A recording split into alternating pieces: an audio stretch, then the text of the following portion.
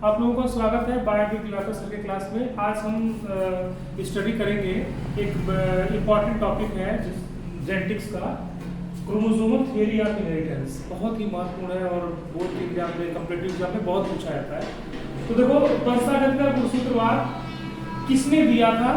तो सटन और बावेरी ने 1902 में दिया था। इनके अनुसार क्रोमोसोमल थियरी ऑफ इनहेरिटेंस है क्या? इससे पहले मेंडल ने जो लक्षण होते थे उसको कारक बोलते थे, फैक्टर बोलते थे। यहाँ पे मेंडली कारक को इन दोनों वैज्ञानिकों ने किस नाम से रिप्रेजेंट किया? जीन। तो इन्होंने बताया, सटन बावेरी ने 1902 में, कि जीन गुणसूत्र पर स्थित होते हैं। अब गुणसूत्र आपको पता होना चाहिए, गुणसूत्र क्या होता है। गुणसूत्र का मतलब होता है कि न्यूक्लियस के अंदर जब क्रोमैटिन थ्रेड होता है वो कंडेंस हो जाता है।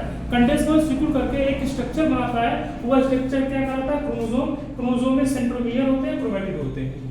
क्लियर? अब ये जो डिफिनेशन आई या जो गुणसूत्रवाद अब वंशागत का आया, उसका डिफिनेशन क्या है?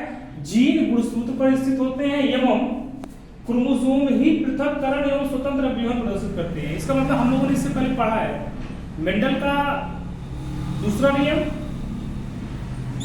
पृथक्करण का नियम, लॉ ऑफ सेग्रीगेशन, और फिर हमने पढ़ा है तीसरा लॉ ऑफ इंडिपेंडेंट असॉर्टमेंट, स्वतंत्र अभिव्यंजन का नियम। वो दोनों जो नियम है, उन दोनों के लिए जिम्मेदार जो संरचना है, जो स्ट्रक्चर है, वो क्या है?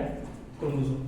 ठीक है। अब यह जब डिफिनेशन आ गया, यह जब सिद्धांत आ गया, यह जब थियरी आ गई, उसके बाद से एक नए ब्रांच का विकास हो गया। जेनेटिक्स में भी एक नया ब्रांच आ गया।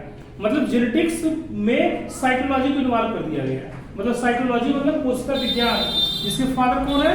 Robert Hooke. 1665 में एक बुक लिखी थी, इसका नाम था माइक्रोग्राफिया। तो मतलब साइटोलॉजी और जेनेटिक्स को जोड़ दिया गया। तो दोनों को जोड़ने से एक नए ब्रांच का डेवलपमेंट हो गया।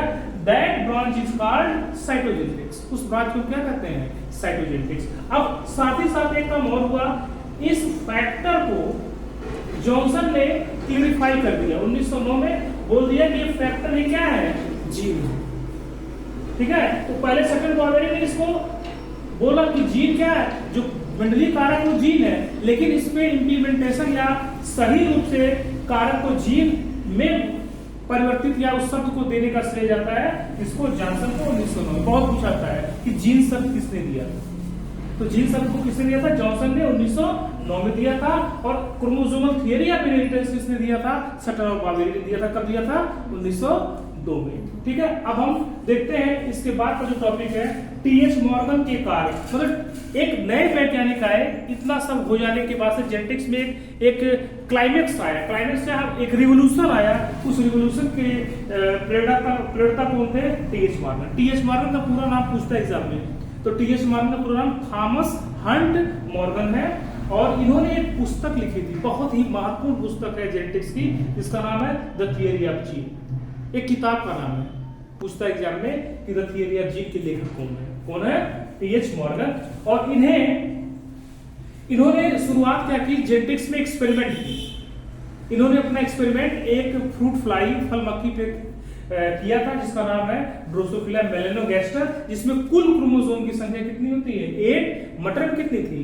7। ठीक है। और इन्होंने टीएच मॉर्गन ने जो थियरी दिया था, उस थियरी का नाम है थियरी ऑफ लिंकेज, मतलब सहलग्नता का सिद्धांत। ठीक है। तो ये जो दोनों टॉपिक हैं अपने आप में बहुत ही महत्वपूर्ण है, क्रोमोसोमल थियरी ऑफ इनहेरिटेंस और थियरी ऑफ लिंकेज। इससे क्वेश्चंस बोर्ड में, स्टेट बोर्ड हो, कोई भी बोर्ड हो, सारे बोर्ड्स में और कॉम्पिटिटिव एग्जाम्स में, नीट में, हर जगह से क्वेश्चन आते हैं। ठीक है। तो आप लोगों को हमारा लेक्चर अच्छा लगे तो चैनल को सब्सक्राइब करिए, शेयर करिए और फॉलो करिए। Thank you so much.